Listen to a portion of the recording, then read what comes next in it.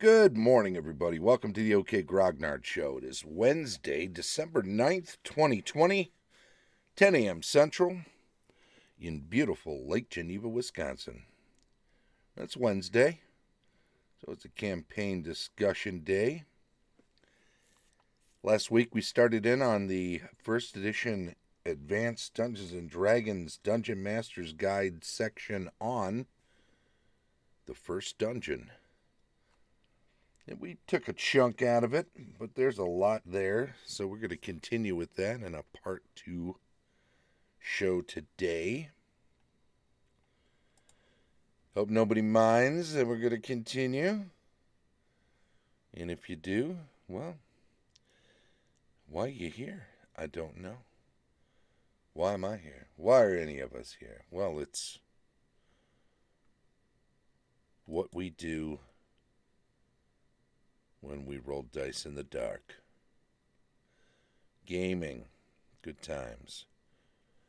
Anyway, I don't think we should waste a lot of time. Let's dive right in.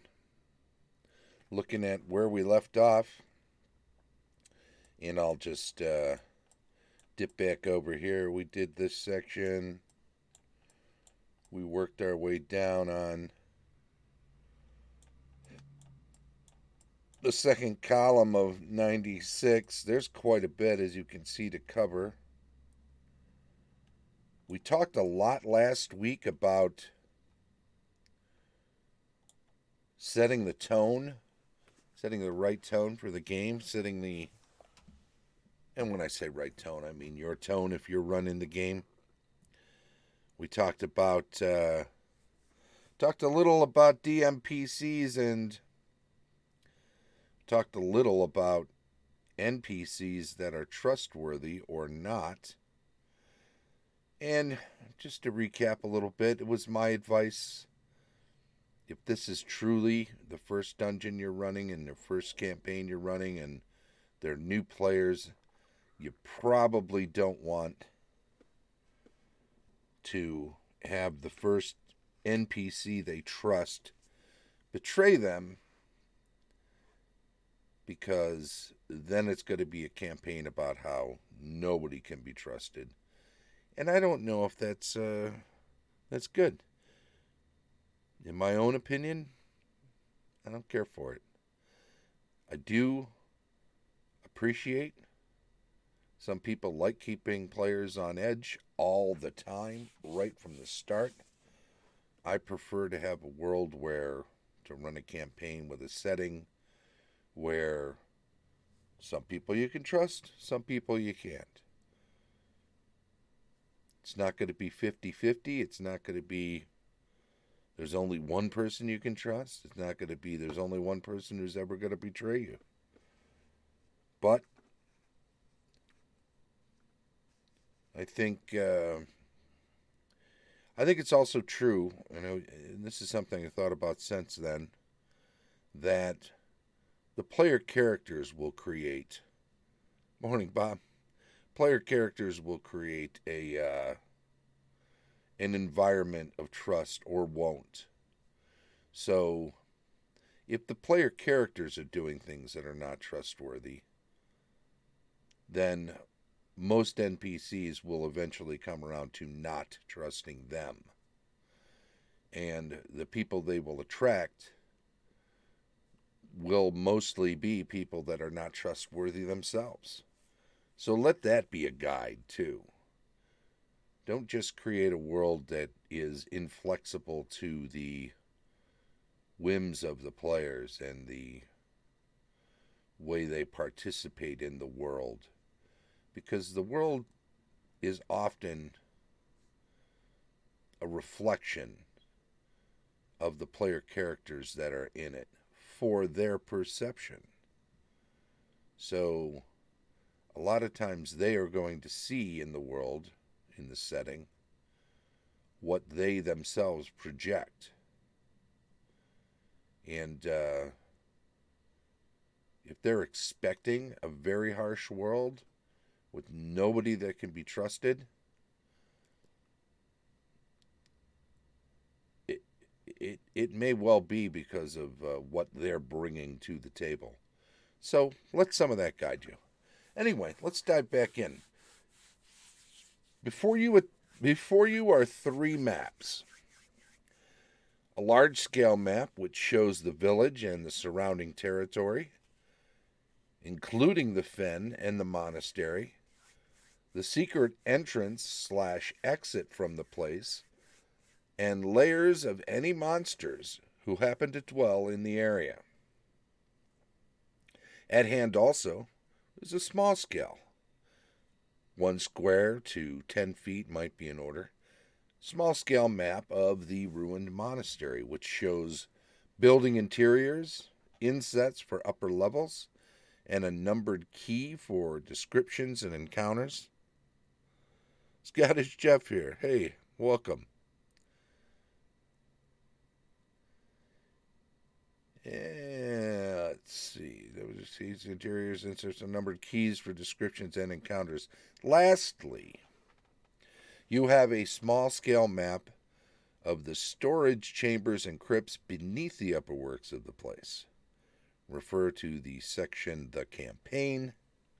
Likewise, keyed by numbers for descriptions and encounters. So, no matter what action the party decides upon, you have the wherewithal to handle the situation. When they come to the area shown on the second map, the one depicting the monastery and complex, you set aside map 1 and begin a more detailed narrative of what they see, possibly referring to the numbered key from time to time as they explore the place. So, in essence, what this paragraph is suggesting is that you're zooming in on the place. You got a big picture, you've got a somewhat smaller picture, you're getting into very sharp details, and eventually as they close in on exploring the location. Check the chat here. I like in some situations they'll let the player's action influence how much they can trust NPCs. Absolutely.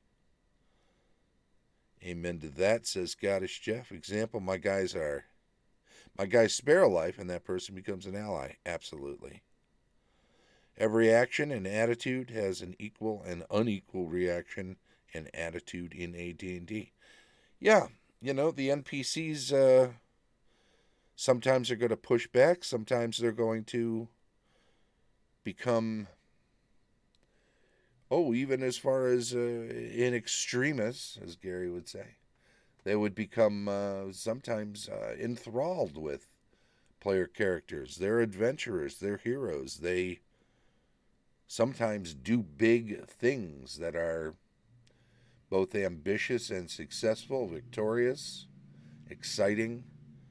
They can definitely draw to them NPCs that are going to be very loyal, very excited about being hero adjacent, even if they can't be hero themselves.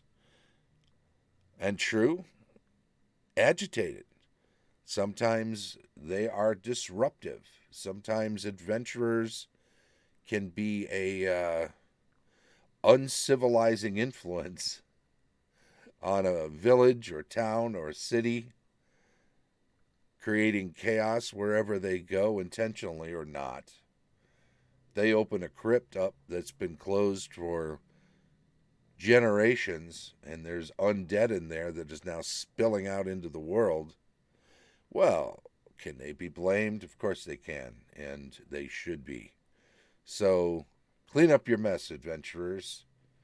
Do not just leave all these crypt doors open. Close them and turn off the lights when you leave, because you're creating a mess. It's absolutely true that they should have an impact for good or for ill, or for both. Let's not make everything one-sided. There will often be, when they're doing bad things, people that admire them, and when they're doing good things, people that will despise them. So allow some of it to be pushback. Allow some of it to be those who will dive in and follow along and let the chips fall where they may as to how the players want to react to that and how they want to, in turn, push back against this reaction they're getting from the various entities that are in the world in which they live. Right? All right. And do it on those various levels. We talked about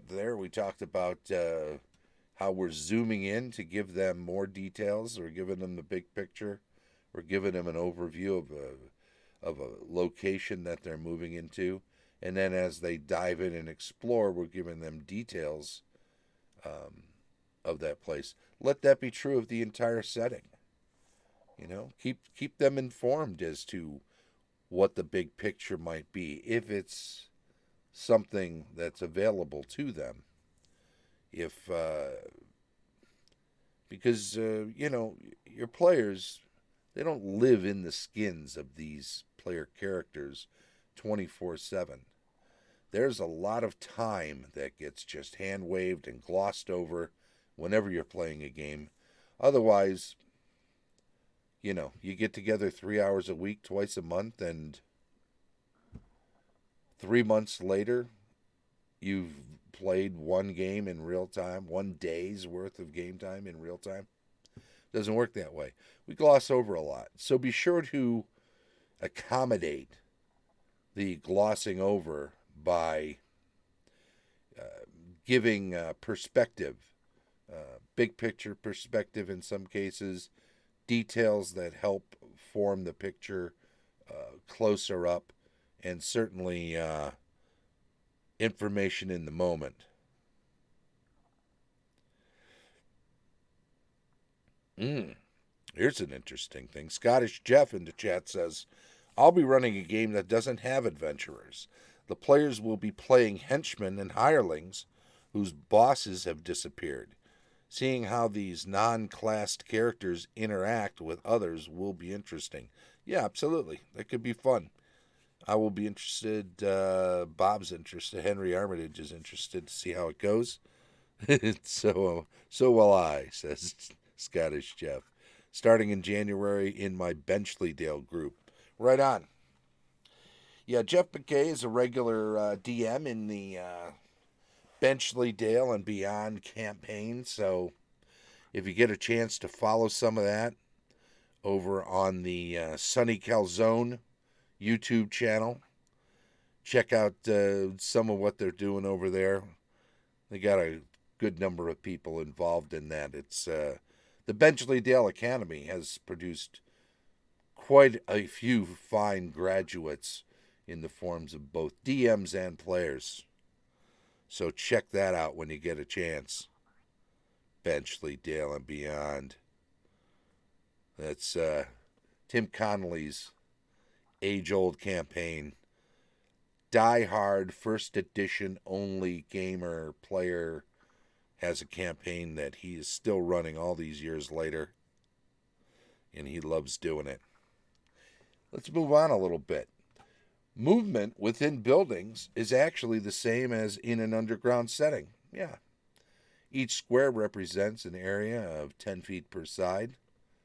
That's the old school way of doing it instead of 5-foot squares. And movement is very slow, as observation and map making and searching takes considerable time.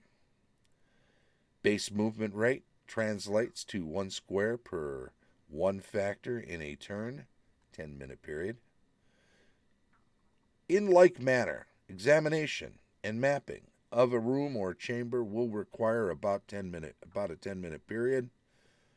Thorough searching of contents and examination of walls, floor, and possibly the ceiling as well is also a lengthy process. How are doors and secret doors opened? And what about locks and fastenings?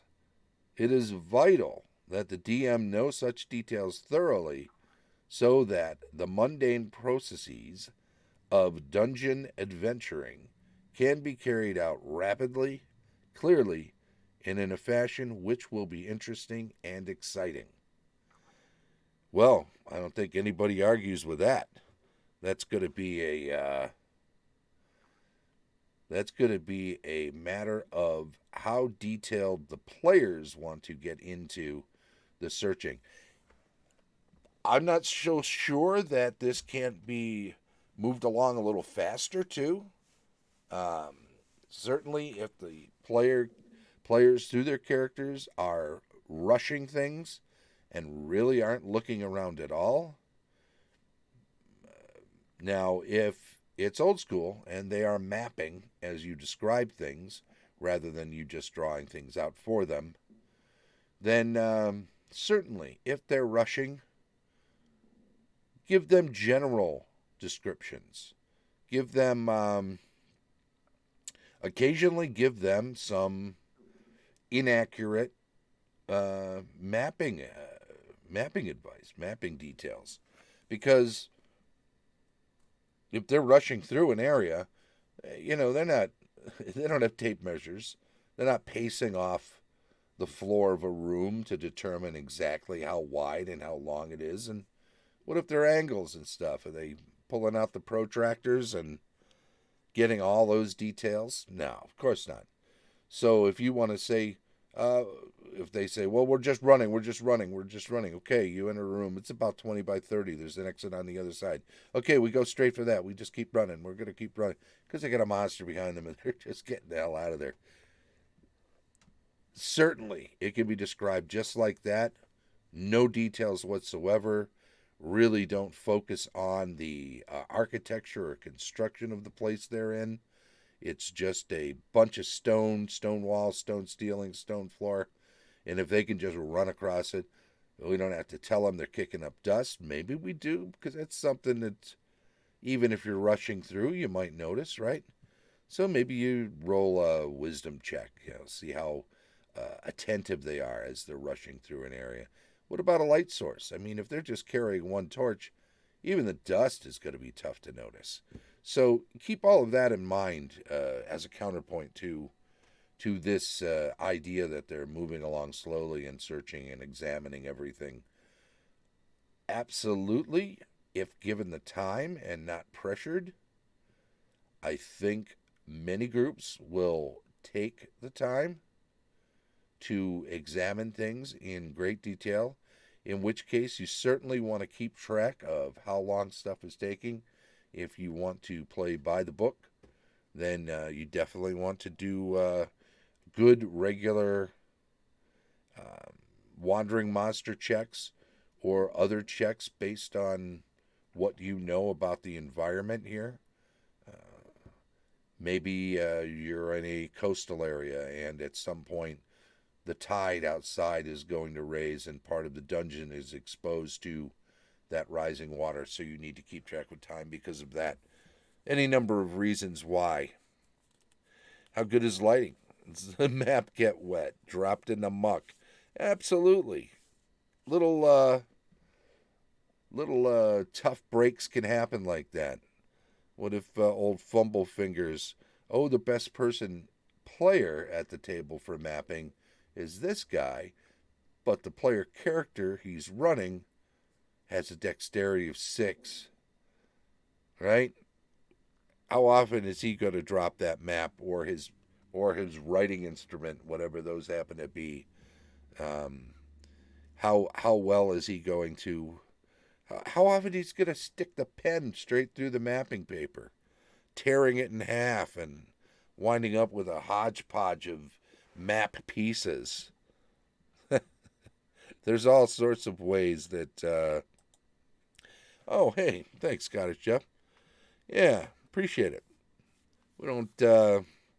I don't push the subscriptions around here all that often. We're not a big channel, and we don't get the kind of crowds that a lot of other places get. But we appreciate it when people do it. So thank you very much. Light ruins infravision. Absolutely. I think a lot of people forget that in early Dungeons and Dragons that any kind of light, a torchlight, light streaming through a fissure up to the surface if you're down in a dungeon, moonlight when you're out of doors, all of that affects the way infravision in Advanced Dungeons and Dragons functions. It negates it. You need total darkness for information to actually work. Um, so you got to be careful about that when you're doing. But you got to have a light source if you're mapping, because you can't see the paper or the ink or the pen while it's moving. I suppose maybe if you're accustomed to writing things in the dark and you've actually spent time learning how to do that, you could make some sort of rudimentary map in the dark, a sort of a cheap flow chart, so at least you could find your way out of a place. But 9 times out of 10, 99 times out of 100 even, you're going to want to say no mapping without a light source. Then you start rolling the wandering monsters. Absolutely, Jeff. So much fun. Wandering monsters. Wandering monsters are the hourglass you keep flipping when you're running a D&D game. One of the easiest ways to keep an adventure exciting is to have some sort of a time component. Well, we talked about the idea of a coastal area with a dungeon where the water invasively floods into this dungeon. Take that to the extreme. Maybe the entire tomb gets flooded, and the only time to get in there is after tidal waters have receded. So you're on that clock. So too, you are on a constantly refreshing wandering monster clock in a sense. If an area is standard, if we can use that word, you're looking to do wandering monster checks every turn, possibly. Maybe not quite that often if you want to be a little friendlier to your crowd, or you've stocked a dungeon so full you don't want your wandering monsters to distract. Or they've opened up a tomb that is all traps and stuff, and they've closed the door behind them. There's just no way for any sort of wandering monster to get in. So consider the location. But one of the ways to keep things exciting and to keep things moving along is to make sure you regularly roll for what other creatures in the area might be aware of their movement and their being in the place. Speaking of movement, doesn't even need to be a big bad, just something to make the party nervous and aware that things don't always stay in a room. Sure. What if down the hall there's a group of goblins nesting, quartered in a small room, and maybe they don't patrol. Maybe they are just hunkered down. They've locked the door. They want to sleep. But maybe one of them gets a little curious. Maybe I'll wander around a little on my own. I'll stumble across some treasure I won't tell the others. Well, maybe he wanders around and runs into you. Maybe that becomes a noisy affair and all his buddies come running out after him. So suddenly we have this sort of domino effect of, one wandering monster creates a situation where other nearby creatures will have to come and investigate. Suddenly you've got these different groups or creatures who are sometimes just being curious or securing an area for their own safety. And you're the interloper. You're the person that has stumbled into an area. You're actually their wandering monster. Think of it that way sometimes. It's a interesting perspective, and it'll help you run those creatures as a DM in a manner that makes sense for them, and thus increases the realism within the game. Right? Let's look a little further here on the text, movement, and searching. You must make some arbitrary decisions regarding the time expended in activities which are not strictly movement. Traveling along a corridor and mapping its length takes 1 turn per 90 feet, assuming a base move of 9 inches. How long does it take to move along but a short section of passage, open a door, enter a room beyond, and search it? Such variables as passage length, condition of the portal, locked, stuck, or normal, size of the room, beyond, and thoroughness of the search make an absolute determination of time nearly impossible. But there are many variations of player character activity. Looking for signs of use of the corridor, listening for noise, looking for traps, inspection of walls for secret doors, etc., all of which compound the need for an arbitrary handling of the time. If a few fixed references are used, the task becomes a good deal easier. However, if a few fixed references are used, the task becomes a good deal easier, however. Therefore, the following suggestions are offered. And here we go. It's a sort of a table within the text, right? It's just a little keep these things in mind sort of a table, not a roll for random stuff table, right? A door, searching for traps, 1 round. A door, listening for noise, 1 round. Room, mapping and casually examining a 20 by 20 area, 1 turn. Room, thoroughly searching after initial examination, and we'll get down to that asterisk in a moment, 1 turn. Secret door, checking for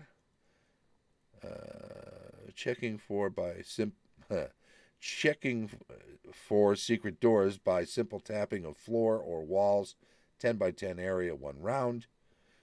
Secret door thorough examination for means to open by a 10 by 10 area, 1 turn. This assumes, this asterisk about the thoroughly searching after initial examination, this assumes, in fact, the area has items which can be checked for. Traps, examined, contents searched, hidden compartments looked for, and so on. If there are many containers and much furniture in the area, the time might actually be double that shown. If the place has nothing but some odds and ends, and then a casual examination will discover all there is to know about the place, short of a check for secret doors, of course. And a thorough search is contraindicated, which is to say, if a place is bare, don't elapse the same amount of time as in a room that is crowded with various items and detritus, because it's just not going to take that much time to look over a bare room and determine, barring, again, as they say, a search for secret doors, it's not going to take that much time to sweep an area, figure it out, and know how empty it is and how little there is within it.